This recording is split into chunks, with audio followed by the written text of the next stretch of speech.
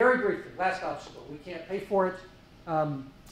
Suppose we need 10% more of GDP. That would put us up at around 40, in the high 40s, still below the top spenders, the Nordic countries and France, and I think Belgium and the Netherlands. Actually, the Netherlands might be below that now. So kind of in the middle of the pack among rich countries. That's a lot of money. Certainly not on the table at the moment. But suppose that we need that to fully cover increases in Social Security, Medicare, and lots of other stuff. I haven't really talked at all about policy details here, although I'm happy to sort of tell you what I favor if you want.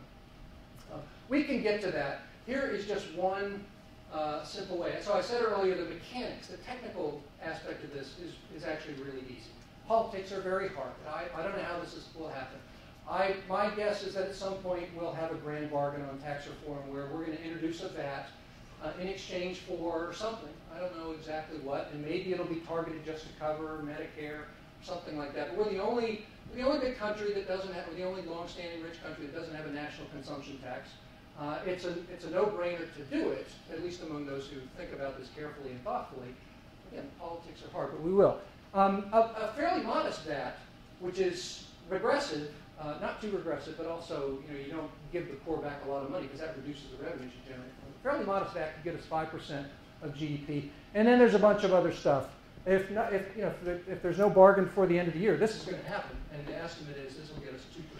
We'll go back to pre-Bush tax rates. That'll get us another 2% of GDP. Some modest increases to the top end, which lots of people favor, would get us close to it. About half a percentage point from ending the mortgage tax deduction, which I shouldn't say that. Lots of smart people think we ought to do. It's really tough sell politically. A carbon tax, so this is an estimate for a carbon tax that works really well. And if a carbon tax works really well, it doesn't generate a lot of revenue because it creates strong enough disincentives that businesses stop using so much, they stop polluting so much, spewing out so much carbon into the air, so you generate less revenue. So this assumes that it works really well. You still get more than half a percentage point of GDP. Modest financial transaction tax, a little bit of an increase on the Social Security payroll tax, or the earnings that are subject to the Social Security payroll tax, which nowadays end at about $110,000 in income.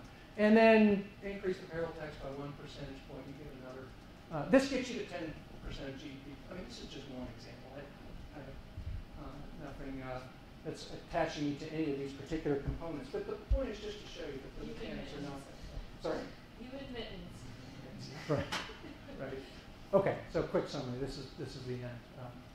Just to restate what I've said here, the default hypothesis about what the trajectory should look like over the next 50 or 80 years is just to extrapolate from the past, in the absence of major shifts, and that's what I've tried to talk about. I mean, there are very reasonable worries about any or all of these obstacles, but I'm not convinced that that's the way things are going to play out.